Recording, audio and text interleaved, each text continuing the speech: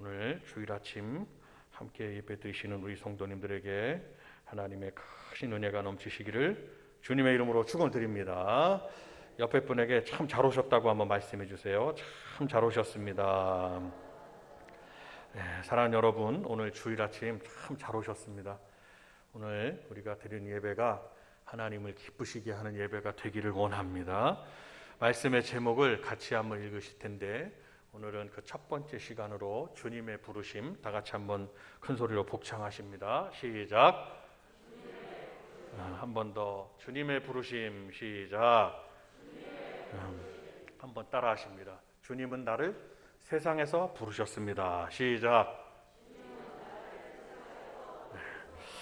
하나님께서 우리를 창조하신 목적은 항상 하나님과 함께하고, 에덴 동산에서 죄를 짓기 이전에 하나님의 손을 붙들고 아담과 하와가 거닐었단 말이에요. 그러니까 우리 하나님의 역사는 회복시키시는 역사가 있습니다. 그래서 하나님이 그 이후에 죄를 짓고 나니까 에덴 동산에 쫓겨나고 하나님과 단절됐단 말이죠. 죄로 인해서 하나님이 그 단절된 이 세상에, 죄악된 세상에서 우리를 부르신 것은 에덴 동산에서 하나님이 창조하신 것처럼 창조하시고 하나님의 손을 붙잡고 살았던 아담과 하와처럼 우리로 하여금 하나님의 목전에서 서 있게 하시고 하나님의 손을 붙들게 하시고 하나님과 대화하고 하나님의 또한 위대하심을 천군 천사처럼 찬양하며 주께서 주시는 사랑과 그리고 영원한 축복 안에서 살게 하시고 또한 하나님께 일생의 삶이 영광을 돌리게 하기 위한 하나님의 은혜가 하나님이 우리를 부르신 그 목적에 있습니다. 에덴 동산에서부터 하나님의 말씀에 불순종했다고 했습니다. 그래서 인류 최초의 조상은 하나님의 품을 떠날 수밖에 없었습니다. 하나님의 은혜와 사랑과 축복 속에서 멀어지게 된 것입니다. 그렇다고 해서 우리 하나님께서 우리 인간들을 완전히 버리신 것은 아닙니다. 하나님은 부르시죠. 그리고 하나님은 우리로 하여금 구영생의 소망을 주시고 구원에 이르게 하시죠. 에덴 동산에서 타락한 아담과 하와를 부르십니다. 어떻게 부르셨습니까? 아담아, 아담아, 네가 어디 있느냐라고 하나님이 최초로 에덴 동산에서 쫓겨난 아담에게 쫓겨나기 전에 아담이 죄를 짓고 하나님이 아담이 어디 있는지 몰라서 부르신 게 아니거든요. 죄로 인해서 숨게 된 거예요. 하나님께서 아담을 부르십니다. 하와를 부르십니다. 아담과 하와는 숨어 있었습니다. 그리고 자기들의 몸을 가리우기 위해서 무화과 나무 잎으로 옷을 해 입었습니다. 근데 그것을 얼마 가지 못했죠. 나뭇잎으로 해 입은 옷이 얼마나 가겠습니까? 하나님은 그들을 위해서 짐승을 잡으셨어요. 그리고 가죽을 벗기셨어요. 짐승을 잡으면 배를 가르고 가죽을 벗기기 위해서는 어떻습니까? 양을 잡는 걸 한번 생각해 보세요. 목축업을 하는 중동 지방이나 몽골이나 한번 보십시오. 그 가죽이 굉장히 그들에게 유용한데 먼저 그 죽이지 않습니까? 죽어서 피를 봅니다. 배를 다 가릅니다. 그리고 가죽을 다 벗깁니다. 그리고 고기를 이제 취하게 되고 가죽으로 자기들의 옷을 해 입죠. 하나님께서는 가죽으로 짐승을 잡으사 옷을 만들어서 그들을 가리우게 하셨습니다. 죄의 수치를 가리운 거죠. 자기들이 만들어 입은 옷은 그것은 무용지물이었습니다. 잠깐의 어떤 가리우는 것은 될 수 있었을지 몰라도 영원히 가릴 수 없고 길게 가지 못했습니다. 그들을 위해서 하나님은 양을 잡으셨고 가죽을 벗기셨고 희생하게 하셔 생명체를 희생하게 하신 거죠. 그것은 하나님께서 이 죄인들을 위해서 영원히 십자가 위에서 못 박혀 죽게 하시려는 예수님에 대한 예표셨다라는 것을 우리는 성경을 통해서 알 수가 있습니다. 하나님께서는 오늘날 아담을 부르시듯 죄악 가운데 있는 모든 인류의 사람들을 다 부르십니다. 그리고 우리 성도님들 또한 부르시는 거죠. 우리가 이 죄악된 세상에서 살고 있기 때문입니다. 이스라엘 백성들을 사사와, 즉 사사는 왕정이 되기 이전에 이스라엘 나라가 왕을 세우고 왕정 시대를 이루기 이전에 하나님이 세우신 그 사람들은 지도자인데 왕이기도 하고 왕의 역할을 하기도 하고 또 말씀을 전하는 그런 역할을 하기도 하고 그들을 사사라고 합니다. 성경에 사사기가 잘 기록되어 있습니다. 또 하나님은 선지자들을 통해서 타락한 선민들을 다 부르셨습니다. 아담을 부르시듯이 오늘날도 하나님은 우리들을 부르십니다. 성령님의 음성을 통해서 부르십니다. 오늘 우리가 하나님의 부르심에 응답하여 오늘 주일 아침 이 앞에 나온 것입니다. 하나님은 주일날마다 그리고 날마다 우리 성도님들을 성전으로 부르고 계신 거예요. 하나님의 종들을 통해서도 말씀을 선포하게 하시고 성도들을 부르고 또한 불신자들 아직도 주님을 영접하지 아니한 많은 사람들을 부르십니다. 하나님의 품을 떠난 많은 자들을 향해서 계속 하나님은 나팔을 불고 계시는 겁니다. 말씀을 선포하시는 하나님께서는 우리를 어디에서 부르셨느냐라는 성경적 질문이 있습니다. 하나님은 어디에서 부르셨고 우리를 또한 왜 부르셨고 또한 하나님의 부르심에 우리들은 어떻게 해야 될 것인가 라는 부르심에 대한 성도들의 답은 무엇인가 라는 성경의 질문과 답이 있습니다. 오늘 이 말씀을 거기에 초점을 맞추고 함께 이 말씀을 듣고 이번 시간과 다음 시간에 나누어서 함께 은혜를 나누려고 합니다. 하나님은 우리를 어느 곳에서 부르셨습니까? 베드로전서 2장 9절에 보면 오직 너희는 택하신 족속이요 왕같은 제사장들이요 거룩한 나라요 그의 소유된 백성이니 이는 너희를 어두운 데서 불러내어 그의 기이한 빛에 들어가게 하신 자의 아름다운 덕을 선전하게 하려 하심이라 라고 기록하고 있습니다. 하나님은 우리를 어두운 죄와 사망의 음침한 골짜기에서 우리를 부르신 것을 알 수가 있습니다. 죄는 어두움이요 사망은 어두움입니다. 우리를 어두운 곳에서 부른 거예요. 그러니까 세상에도 한번 보십시오. 범죄들이 언제 일어납니까? 주로 밤에 일어나잖아요. 어두운 깜깜한 데서 일어납니다. 강력범죄도 일어나고 크고 작은 범죄들이 막 일어납니다. 참 신기하죠. 그러니까 사탄이는 어두움을 주관하는 주관자가 된 것입니다. 그러나 우리 하나님은 사탄이와 대등한 입장이 아니십니다. 하나님은 만유를 다 다스리시는 사탄이까지도 원래는 사탄이가 아니라 그가 하늘의 계명성, 하늘의 천군 천사, 즉 루시엘 천사장이 된 것이죠. 계명성, 그것은 번역하면 루시엘이 되면 루시엘. 그 루시엘이 내가 지극히 높은 자와 비길이라 하면서 하나님처럼 되려고 했던 그 반역으로 말미암아 그가 타락을 하게 된 것입니다. 그러면 하나님과 사탄이는 대등한 위치는 아닙니다. 하나님만이 창조주가 되시고 사탄이조차도 맨 처음에는 하나님께 지음받은 피조체였다는 것이죠. 그가 죄로 인해서 그가 쫓겨남을 당한 것이죠. 그래서 계시록에 보면 하늘에 큰 전쟁이 있었다고 그랬습니다. 그래서 용과 그에 따르는 무리들이 쫓겨났다고 그랬습니다. 어디로 쫓겨나느냐? 우리가 살고 있는 이 지구상, 이 우주 가운데로 쫓겨났다는 것을 말씀합니다. 간단합니다. 영적인 세계는 이렇게 생각하시면 됩니다. 우리가 살고 있는 지구를 중심으로 해서 우리가 살고 있는 이 성층권 아래에 숨쉬는 모든 비조체들, 지구를 중심으로 해서 첫 번째 하늘. 두 번째 하늘은 지구를 둘러싸고 있는 이 성층권을 벗어난 우주 공간의 하늘을 말합니다. 우주 공간은 드넓고 드넓죠. 우주에 대한 연구는 지금도 하고 있으나 사막에서 물 한 바가지 퍼놓은 거나 똑같습니다. 이 지구상의 모든 과학자들, 천문학자들, 천체 우주학자들, 여러분도 잘 아시는 얼마 전에 죽은 누구죠? 스티븐 호킹 박사 있잖아요. 아주 굉장히 탁월한 사람이었습니다. 근데 하나님 지으신 우주를 연구한다는 것은 굉장히 그것은 하나님께 대한 어떻게 보면 도전이라고 볼 수가 있습니다. 그 둘째 하늘이라고 합니다. 우주 하늘을. 셋째 하늘은 어디냐? 온나노이스라고 합니다. 성경적 용어로 셋째 하늘은 바로 신들의 하늘, 온나노이스. 즉 하나님이 계신 천군 천사가 수종드는 천군 하늘의 하늘을 말하는 것입니다. 그러면 이 세상이 우주가 지구가 태양빛이 비치는 곳만 비치지 나머지는 다 까맣다 이 말이에요. 흑암이라 이 말이에요. 우리도 밤에 빛이 지면 태양이 해가 넘어가면 어두워집니다.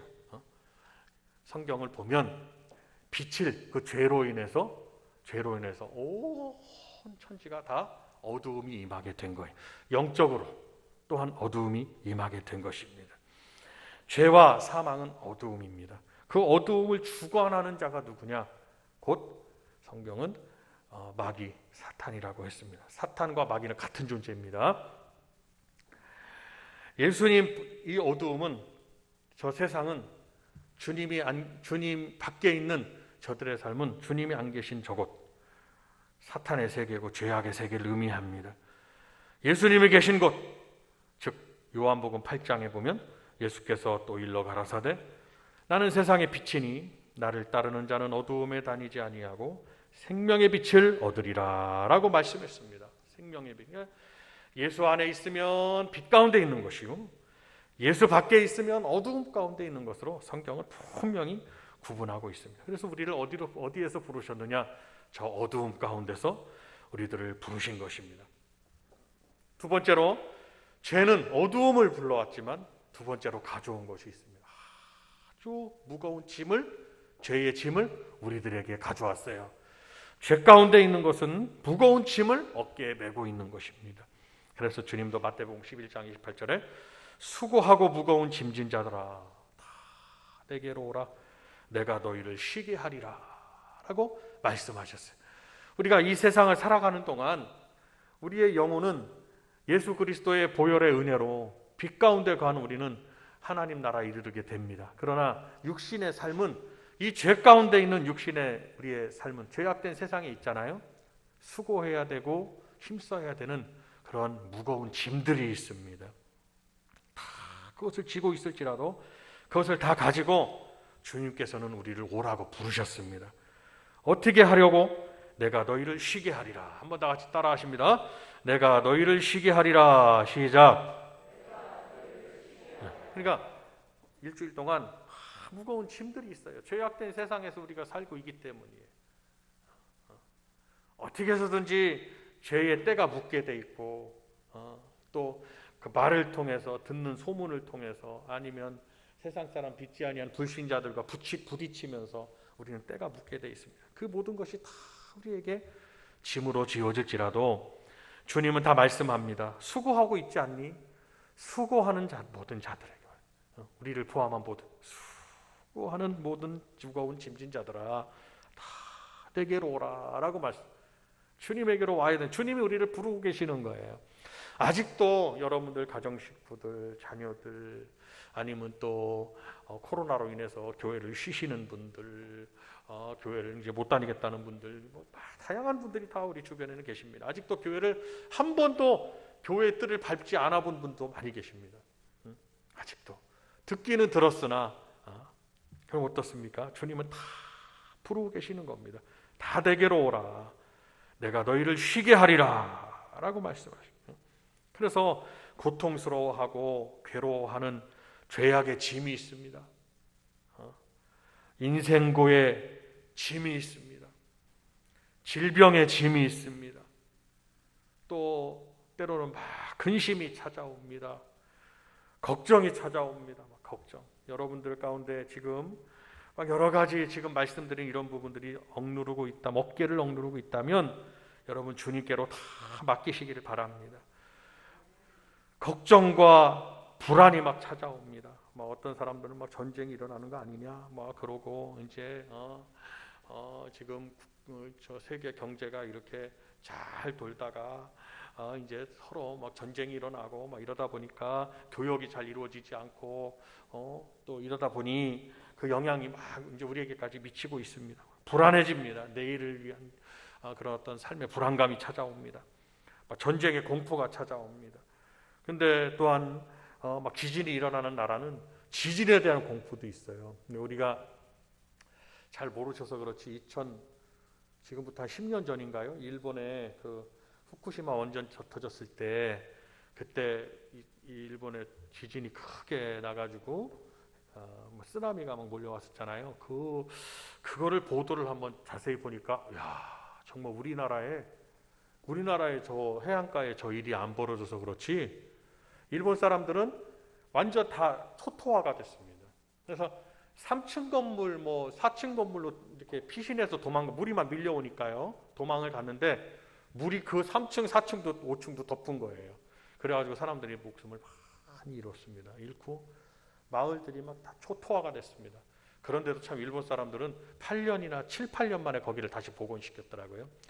일본 사람들은요, 땅이 지축이 흔들리면 항상 두렵습니다.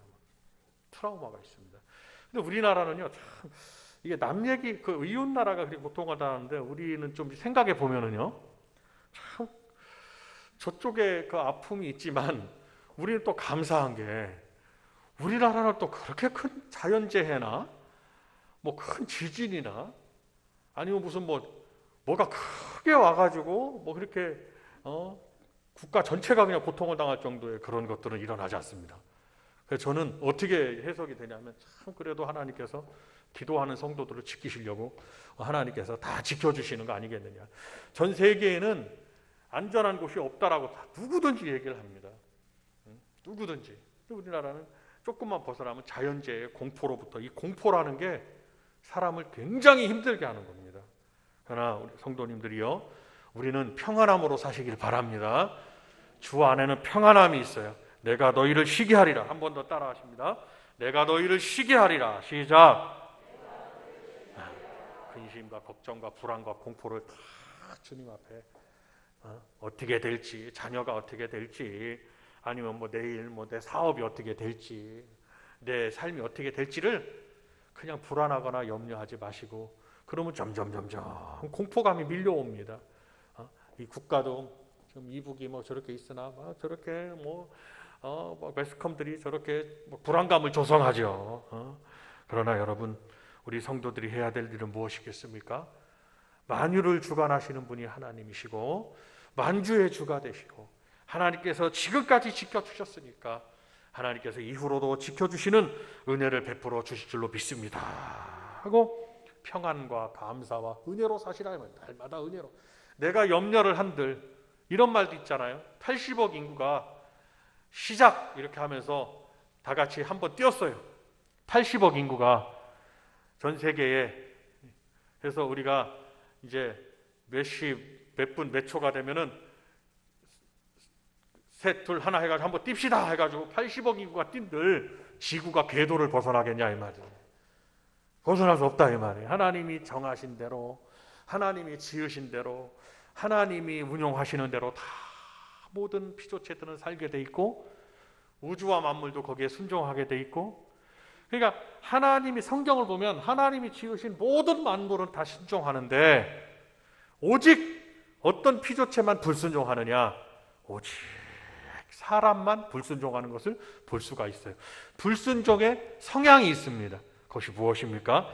그것은 죄의 속성인 거예요. 그렇기 때문에 그 불순종의 죄 때문에 인류 최초가 불순종으로 죄를 지었고 인생고가 따라오게 됐고 죄악의 짐이 등에 얹어지게 됐고 그에 따라서 불안과 걱정과 근심과 공포가 확 찾아오게 된 겁니다.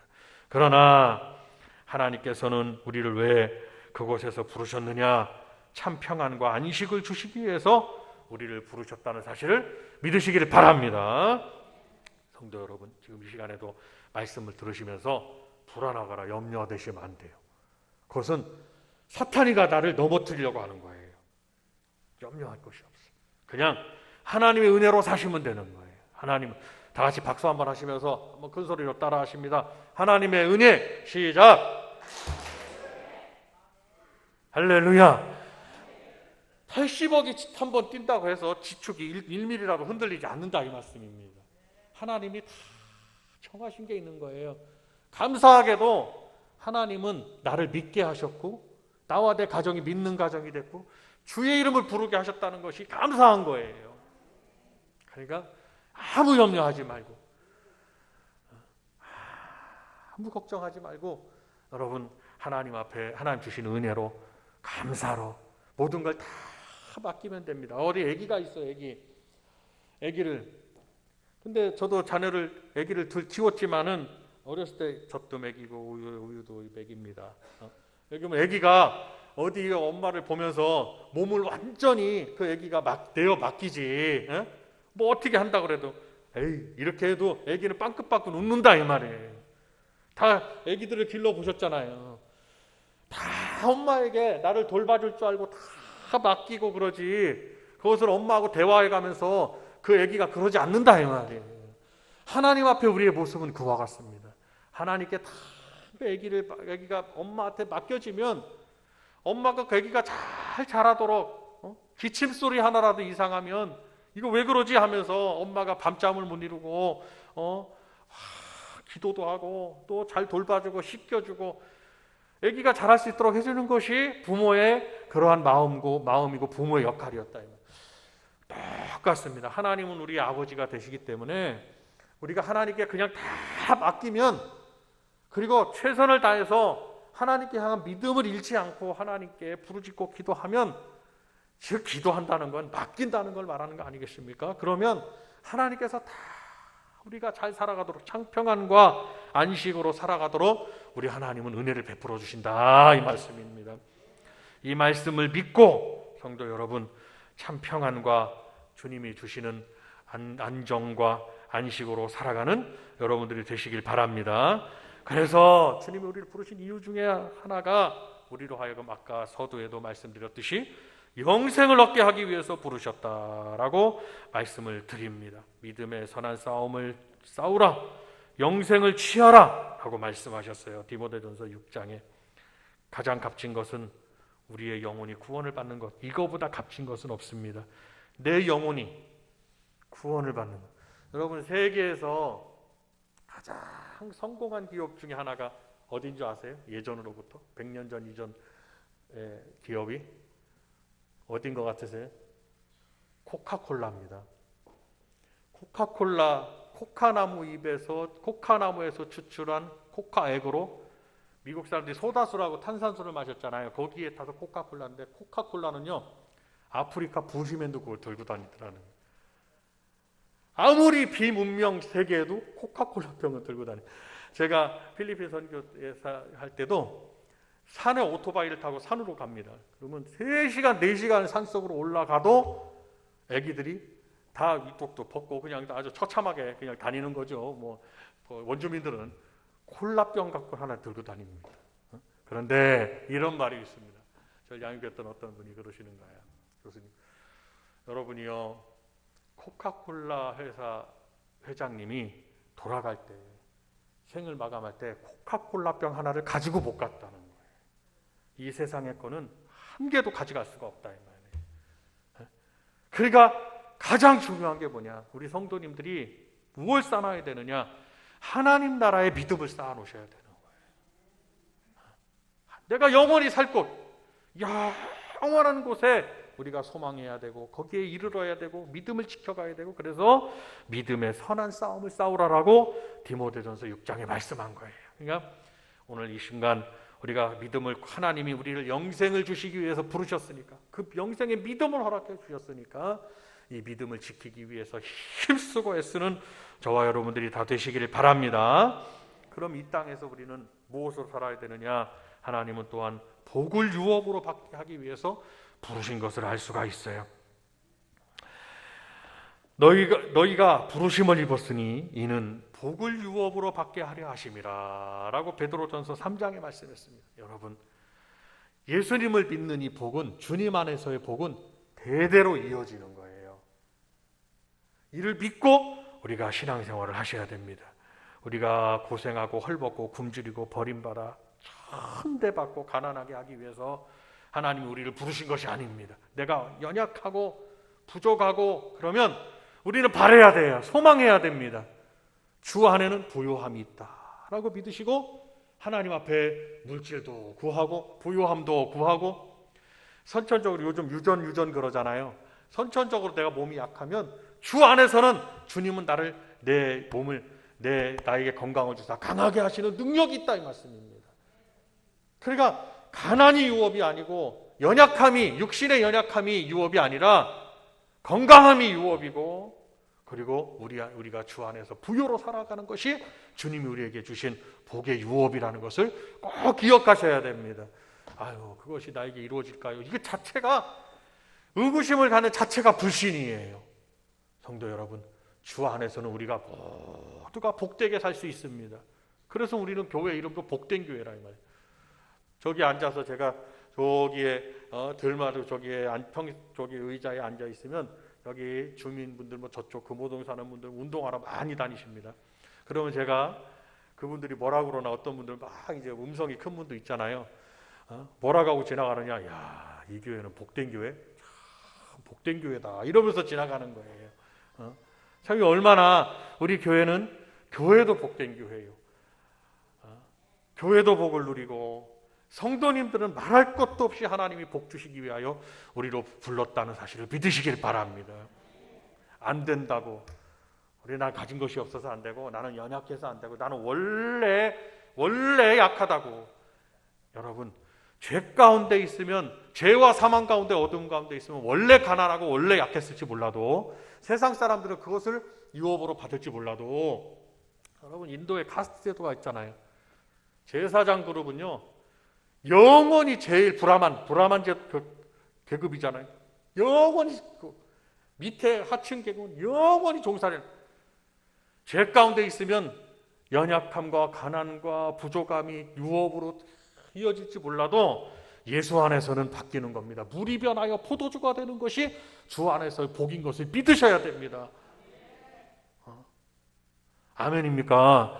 이를 믿고 나가셔야 돼요. 그리고 바라고 소망하셔야 돼요. 원래 나는 약하고 원래 아프고 원래 이랬고 원래 가난했고 원래는 주 밖에서의 얘기입니다.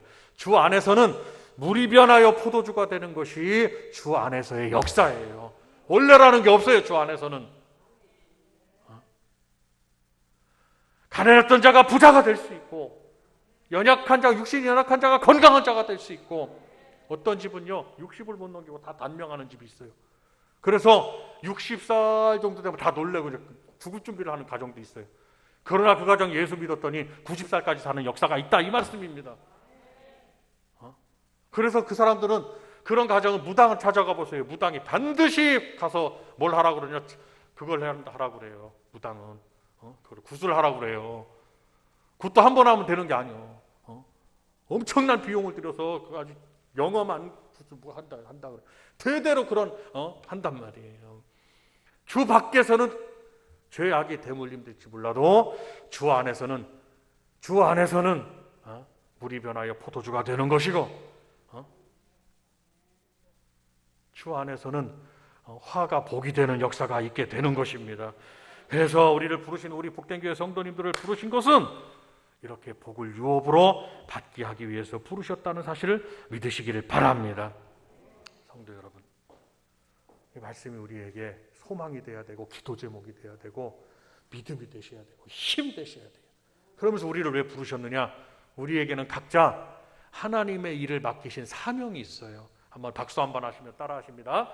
큰 소리로 사명 시작. 옆에 분에게 중요한 겁니다. 이 말씀의 결론입니다. 옆에 분에게 한 말씀해 주세요. 성도님에게는 사명이 있다고 말씀해 주세요. 시작. 여러분, 사명은 언제까지 있느냐? 주님이 부르실 때까지 우리에게는 사명이 있는 거예요. 나의 숨이, 이 육신의 숨이 끊어질 때까지 나에게 사명이 있어요. 나는 움직일 수 있고 찬양할 수 있고 말할 수 있고 이 손과 발로 일을 할 수 있어요. 사명이 있는 거예요. 그래서 하나님은 그 사명, 모세를 40살에 부르셨으면 얼마나 좋을 뻔했어요. 모세를 40살에 애굽에서 부르실 때 40살에 부르셨으면 얼마나 좋을 뻔했냐 이 말이에요. 모세를. 근데 모세를 40살에 어디로 불렀느냐? 하나님께서 광야로 이끌어내시고 모세를 40년을 훈련시키신 다음에 80살의 모세를 호렙산에서 떨기나무 가운데서 하나님이 나타나셔서 그를 부르셨어요. 이것은 우리에게 하나님의 부르심과 맡겨주신 사명은 나이와 연한이 없다는 걸 아셔야 돼요. 물론 연로하시면 힘들겠지요. 그러나 하나님 맡겨준 사명의 감당은 내가 하나님 나라에 나의 이 육신의 숨이 끊어질 때까지 사명을 감당하는 거예요. 아멘입니까? 그러니까 하나님이 우리 성도님들 한 분 한 분 부르셔서 이 자리에 지금까지 함께 하시니요. 저도 마찬가지지요. 여러분도 마찬가지입니다. 모두가 함께 하나님이 우리를 복된 교회로 부르신 이유는 모세를 부르셔서 내 백성을 구원하라. 이렇게 하나님의 일을 맡겨주시듯이 교회를 세우고 이 교회 우리 복된 교회를 세워가고 주의 일들을 이루어가고 가정도 구원하고 아까 말씀드렸듯이 내가 복과 하나님 나라의 하늘의 복을 유업으로 이어받게 하시기 위해서 하나님은 우리를 부르셨다는 사실을 기억하시기를 바랍니다.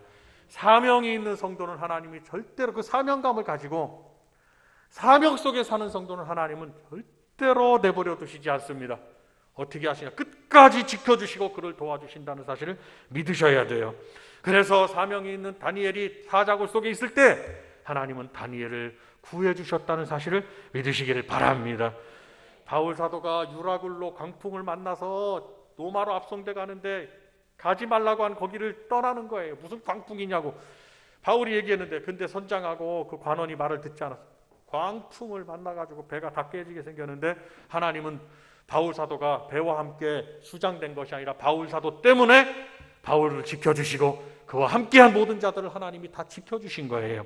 한번 따라합니다. 사명이 있는 나를. 자, 이제 큰 소리로 따라합니다. 사명이 있는 나를 하나님은 지켜주십니다. 여러분, 주께서 맡겨주신 사명을 저버리면 직분을 주셨잖아요. 우리에게 목사요, 장로요, 안수집사요, 권사요, 집사요, 성도요. 주님이 다 부르셨어요. 다 사명자인 거예요. 다. 사명을 저버리면 보장을 받을 수 없습니다. 그러나 사명 속에 살면 하나님은 끝까지 지켜주시고 복을 유업으로 베풀어 주신다는 사실을 믿으시기를 바랍니다. 성도 여러분, 이를 위해서 우리가 함께 이 말씀을 생각하고 이를 위해서 주의 사명으로 살아가는 저와 여러분들이 되시기를 바랍니다. 두 손을 한번 드시겠습니다.